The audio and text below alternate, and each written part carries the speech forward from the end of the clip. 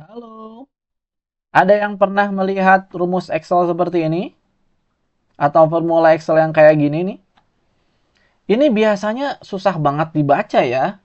Apalagi ini cuman satu baris. Bayangkan kalau rumus Excel seperti ini ada 5 baris, 10 baris, atau bahkan lebih.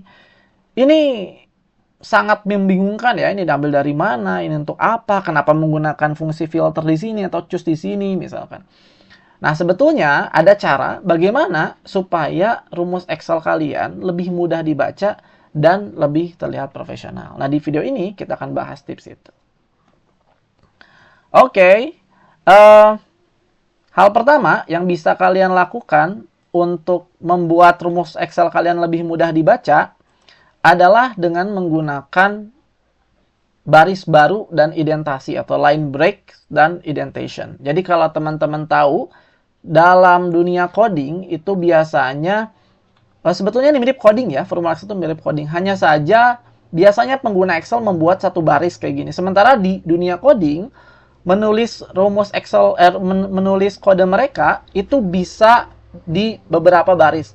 Daripada teman-teman nulis seperti ini, teman-teman bisa menggunakan line break atau baris baru, misalkan seperti ini. Kemudian begini. Dan seterusnya gitu ya.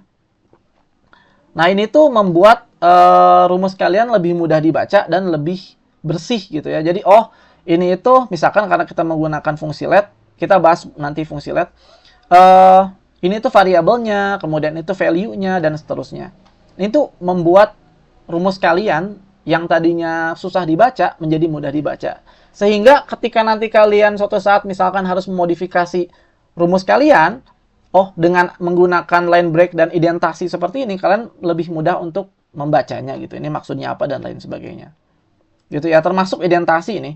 Oh, kalian dengan indentasi ini kalian tahu, oh, ternyata misalkan not ini adalah argumen dari fungsi let gitu ya. Kalau misalkan kalian misalkan ada filter di sini ya, bisa kita bikin seperti ini. Misalkan begini ya. Nah, karena filter ini adalah misalkan argumen langsung dari fungsi let ini, teman-teman atau parameter langsung dari fungsi let itu, teman-teman bisa membuat indentasinya sama, yaitu 2 spasi gitu ya dengan not ini. Sementara choose ini kan dia menjadi argumen atau parameter dari fungsi filter. Kalian bisa tambah 2 indentasi lagi menjadi 4 misalkan. 1, 2, 3, 4. Nah, dengan ini kan kita bisa mudah membacanya gitu ya. Kalau misalkan filter ini adalah argumen dari let, sementara choose adalah argumen dari filter gitu ya. Nah, ini tuh aman, jadi teman-teman tidak perlu khawatir karena ini tidak akan merusak rumus teman-teman ya, rumusnya tetap akan terbaca gitu ya. So, tips pertama, gunakan line break. Tips kedua, gunakan indentasi.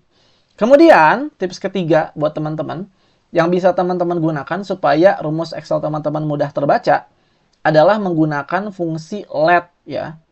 Jadi, fungsi let ini memungkinkan teman-teman untuk membuat variabel di dalam fungsi let. Jadi misalkan kita kasih contoh gini aja ya. Let.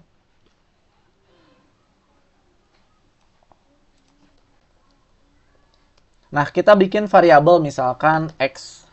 Value-nya 2 misalkan. Kemudian Y value-nya 3 misalkan ya. Nah, teman-teman di dua baris pertama atau kedua dan ketiga ini, baris kedua dan ketiga, teman-teman membuat variabel dan value-nya. Jadi variabel X value-nya 2, variabel Y value-nya itu 3. Nah, teman-teman kemudian bisa menambahkan perhitungannya. Misalkan X ditambah Y, maka maka hasilnya adalah 5 gitu ya. Atau teman-teman mau ganti menjadi kali misalkan hasilnya adalah 6 gitu ya. Nah, bayangkan kalau teman-teman harus membagi count ifs yang kriterianya banyak gitu ya. Kepada dengan misalkan pembagi dan dibaginya itu kriterianya banyak gitu ya. Maka kalau kalian tidak menggunakan count ifs, itu biasanya rumus Excel itu kan sangat panjang gitu dan nggak jelas apa dibagi apa gitu ya, atau apa dikali apa. Nah, dengan begini teman-teman bisa membuat count ifs di sini. Misalkan count ifs apa misalkan bla bla bla, count if dan sebagainya gitu ya. Nanti kalian tinggal melakukan operasi perkalian atau pembagian itu menggunakan variabelnya saja. Jadi tinggal nge-refer ke X atau Y-nya saja tanpa perlu menulis ulang count if-nya gitu. Nah, bayangkan teman-teman menggunakan rumus teman-teman panjang gitu ya. Dengan menggunakan rumus let tadi, teman-teman jadi bisa tahu, oh, teman-teman menggunakan variabel apa, value-nya apa, gitu ya. Tips berikutnya, teman-teman bisa menambahkan komen. Sebetulnya ada fitur ya untuk menambahkan komen, tapi terkadang kita kalau di dunia coding ya, biasanya para coder, programmer itu suka nambah komen di kode mereka supaya mudah dibaca gitu ya. Nah, sebetulnya di Excel pun bisa, tapi walaupun itu bukan fitur langsung di formula Excel-nya ya. Misalkan seperti ini. Ini keuntungan teman-teman menggunakan let ya. Dengan fungsi let, kita bisa menambahkan semacam komen ke fungsi kalian gitu ya, ke let kalian, fungsi let. Misalkan note atau note gitu ya. Misalkan variabel X adalah bla bla bla ya. Kemudian X 5 Y 4 ya. X dikali Y.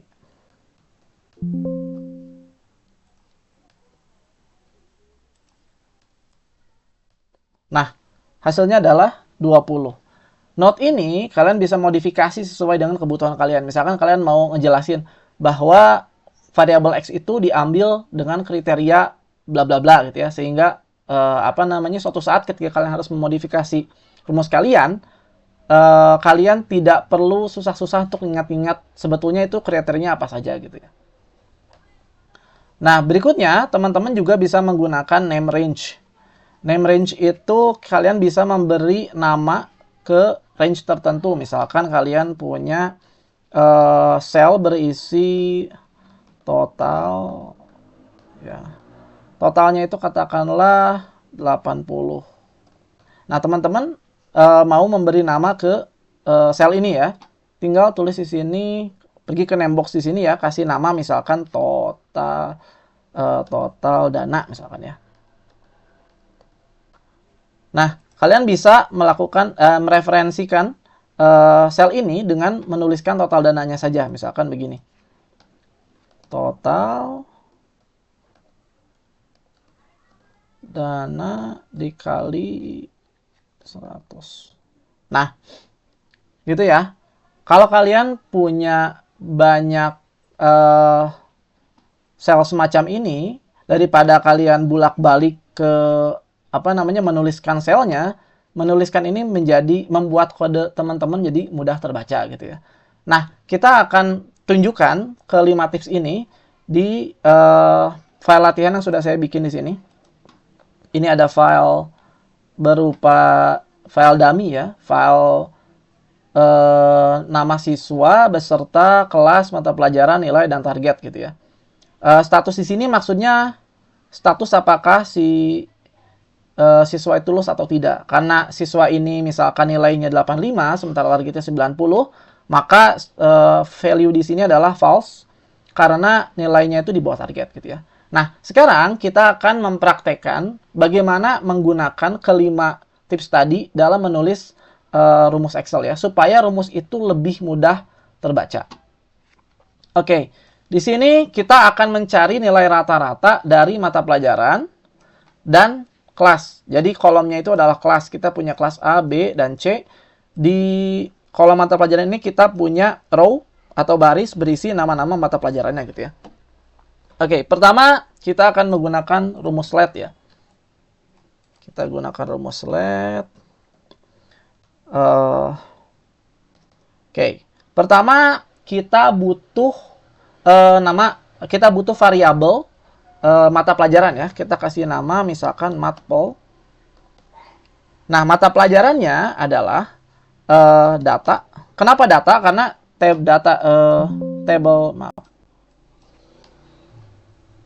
table data di sini kita kasih nama data ya. Nah, di sini teman-teman kalau teman-teman di table design, teman-teman bisa kasih nama ke tabelnya ya. Di sini saya kasih nama data supaya mudah untuk mereferensikannya gitu. Oke, teman-teman, kita ulang lagi rumusnya. Let ya, kita kasih nama variabel pertama matpol. Kemudian value-nya kita ambil dari table namanya data. Kolomnya mata pelajaran ya, nama mata pelajaran.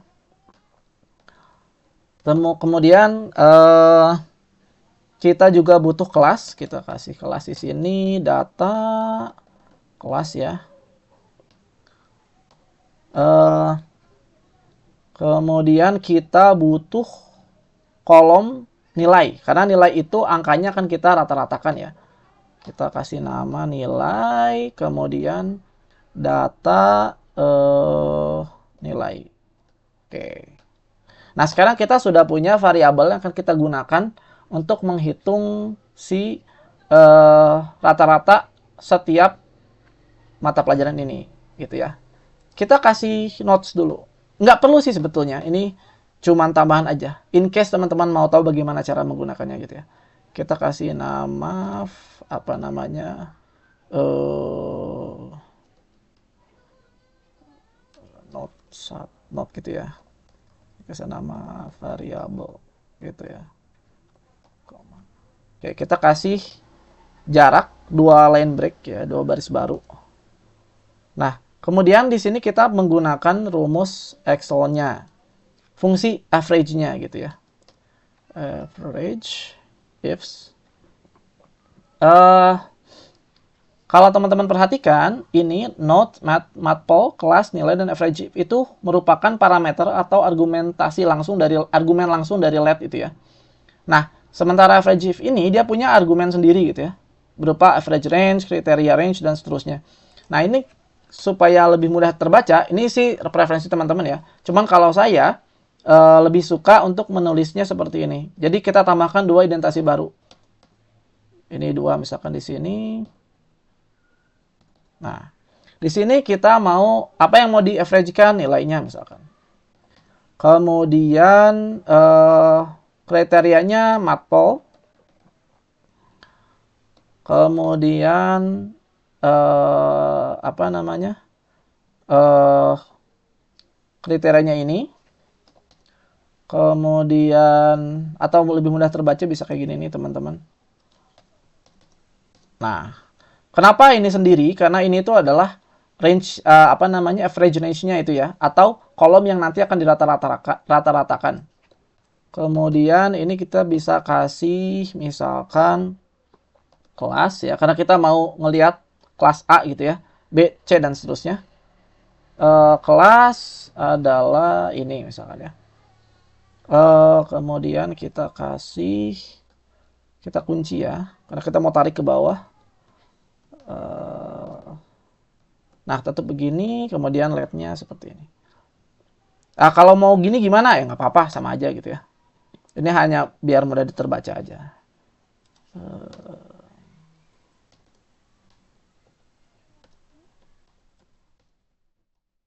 Oke.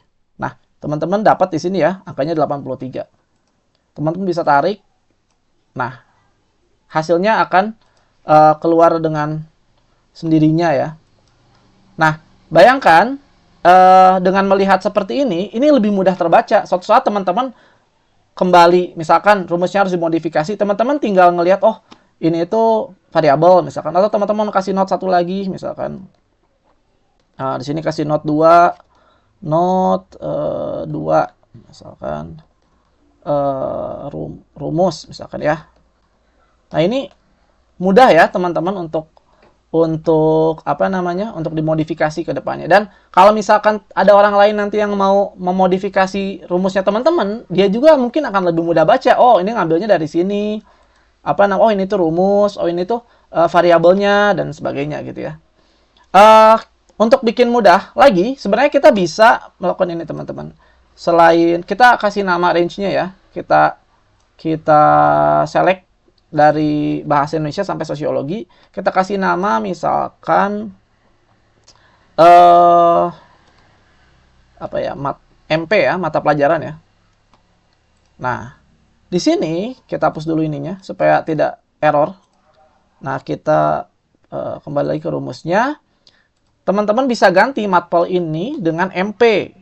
Nah, berarti daripada teman-teman tarik ke bawah, teman-teman tinggal seperti yang tadi saya sudah jelaskan, memberi nama kepada range bahasa Indonesia sampai sosiologi ini, kemudian direferensikan di sini gitu ya. Enter. Nah, tanpa perlu teman-teman tarik ke bawah, teman-teman sudah dapat value-nya di sini. Itu ya teman-teman ya. Sangat-sangat mudah. Nah, gimana untuk kolom BC? Nah, tinggal copy saja atasnya. Kemudian teman-teman ganti ke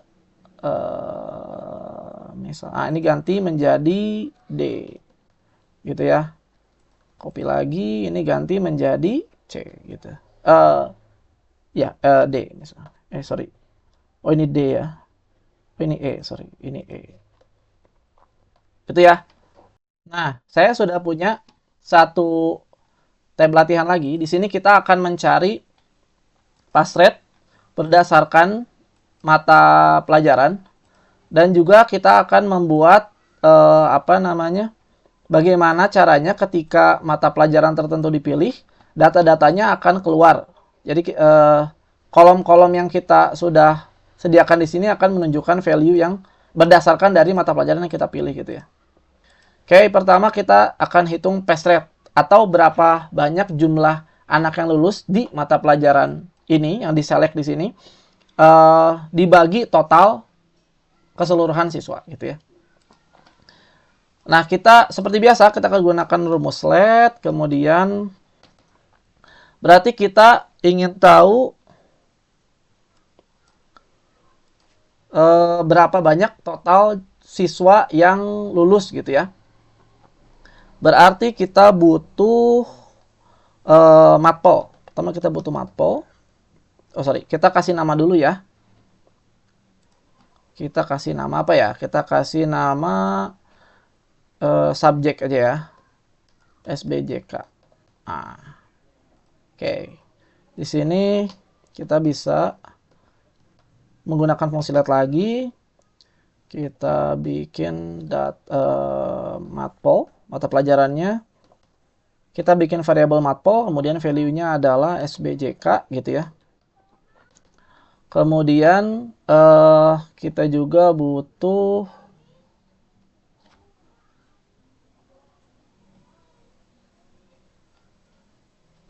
status, karena kita mau tahu apakah si anak itu lulus atau tidak gitu ya. Data, status. Oke. Sekarang kita mau hitung anak yang lulus. Berapa jumlah anak yang lulus. Kita bikin variabel namanya lulus. Gitu ya. Kemudian menghitungnya adalah dengan menggunakan count ifs. Apa yang dihitung? Yang dihitung itu pertama kategorinya adalah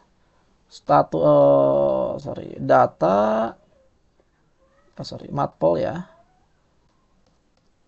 Matpel. Matpel SBJK. Maaf, di sini bukan SBJK, harusnya di sini data mata pelajaran. Data mata pelajaran gitu ya. Nah, di sini kita baru menggunakan name range tadi SBJK, bahwa kita mencari mata pelajarannya itu sesuai dengan yang terpilih di sini gitu. Kemudian kita cari juga kategori berikutnya adalah status. Statusnya true, jelas. Karena kita mencari jumlah anak yang lulus gitu ya. Kayaknya udah ya. Kategorinya adalah kategorinya itu. Sekarang kita punya jumlah anak yang lulus. Di sini variabel ini jumlah anak lulus. Sekarang kita butuh jumlah total keseluruhan anak gitu ya. Kita bikin variabel baru lagi, kita beri nama total murid misalkan ya. Total murid kita gunakan count if biasa, karena kita tidak mau lihat apa dia tuh true atau false ya. Jadi cukup .count if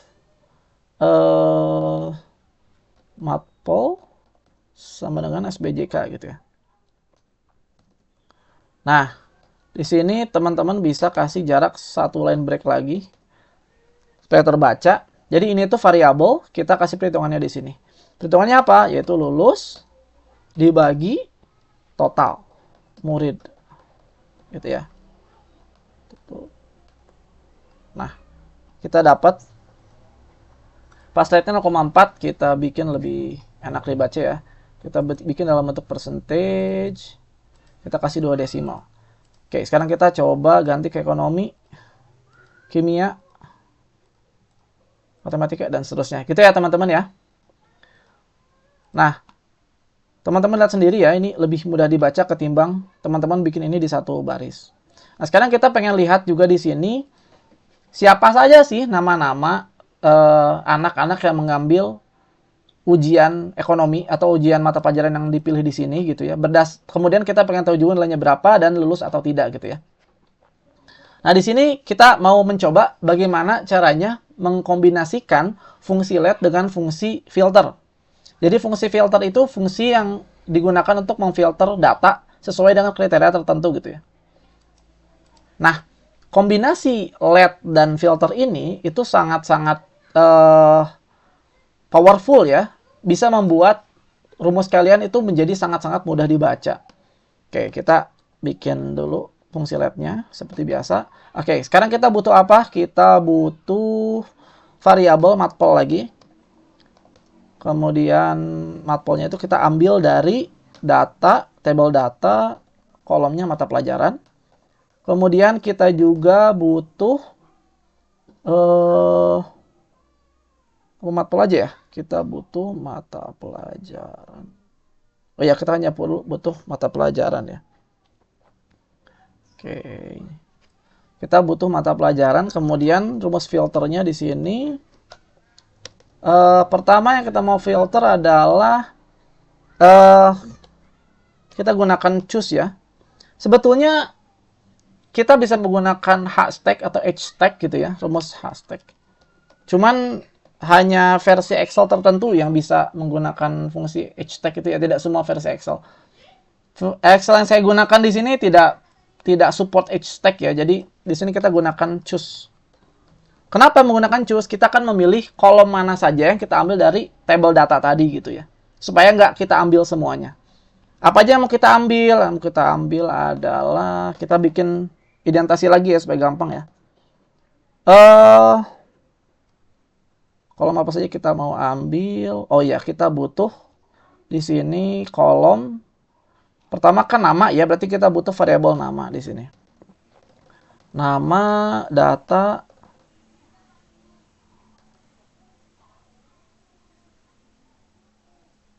nama gitu ya.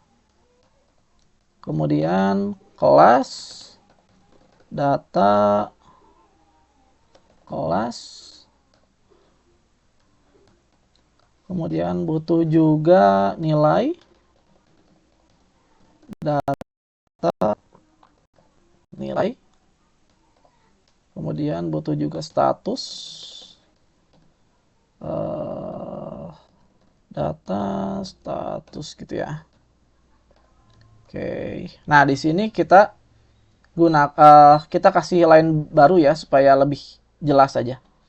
Nah, di sini kita butuh nama-nama kolom yang akan kita ambil. Pertama kita butuh nama ya, karena kita punya kolom nama di sini. Kita tulis nama, kemudian kelas, kemudian nilai, terakhir kita butuh status. Oke, di sini kita ambil 1, kita tulis 1, 2, 3, 4. Nah, argumen pertama di fungsi filter ini yang saya pakai di sini adalah choose ya. Ini itu menentukan kolom mana saja yang mau saya ambil. Karena dari tabel data tadi saya tidak mau ambil semua ya. Jadi saya cuma mau ngambil kolom nama, kelas, nilai, dan status. Gitu ya. Kemudian kriterianya apa? kriterianya di sini adalah mata pelajarannya. Berarti matpol sama dengan tadi apa nama ininya SBJK. Matpol sama dengan SBJK. Kita tutup filternya. Oke. Ya, teman-teman lihat sendiri. Apa namanya? Kolom yang tadi kita pilih langsung keluar di sini ya, sesuai dengan kolom tadi yang sudah kita bikin. Nama, kelas, nilai, lulus atau tidak gitu ya. Kalau kita ganti di sini, misalkan ke mata pelajaran lain, ekonomi, ini pun akan ikut berubah, gitu ya. Nah, suatu saat teman-teman, misalkan perlu menambahkan kriteria baru. Wah, misalkan, saya cuma mau ngambil nih karena butuh nama-nama anak-anak yang lulus saja, misalkan. Oh ya, teman-teman tinggal kembali ke sini, misalkan teman-teman tambah di sini matpolnya begini, dan misalkan status sama dengan true, gitu ya. Enter. Nah, di sini teman-teman hanya akan mendapatkan nama-nama anak yang lulus saja, gitu. Ini karena tidak ada ya, berarti tidak ada yang lulus di mata pelajaran matematika, fisika, gitu. Kemudian sejak sosiologi dan seterusnya, biologi, gitu. Nah, supaya lebih mudah dibaca lagi, teman-teman bisa di sini kasih penjelasan ya. Misalkan kasih note di sini, teman-teman hanya, atau kasih gini lebih gampang ya. Hanya mengambil data murid yang lulus saja, misalkan. Gitu ya. Nah, kalau kita perbesar, akan terlihat seperti ini, gitu ya. Enter. Nah, rumusnya tidak secara, kalau kita dari luar, tidak ada perubahan apa-apa. Cuman ketika suatu saat teman-teman memodifikasikan formulanya, ini sangat mudah untuk dibaca, gitu ya. Bayangkan kalau ini terlihat seperti ini. Kalau kita bikin di satu baris misalkan ya formulanya tetap akan jalan, cuman dia sangat sulit untuk dibaca ya. Kita bikin satu baris misalkan. Gitu ya, terus kita bikin satu baris.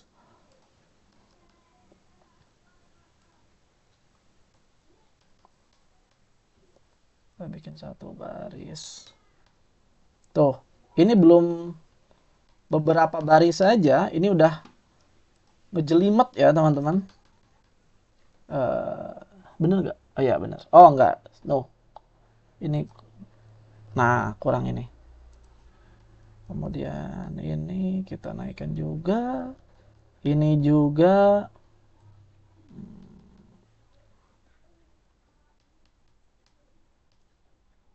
Oke.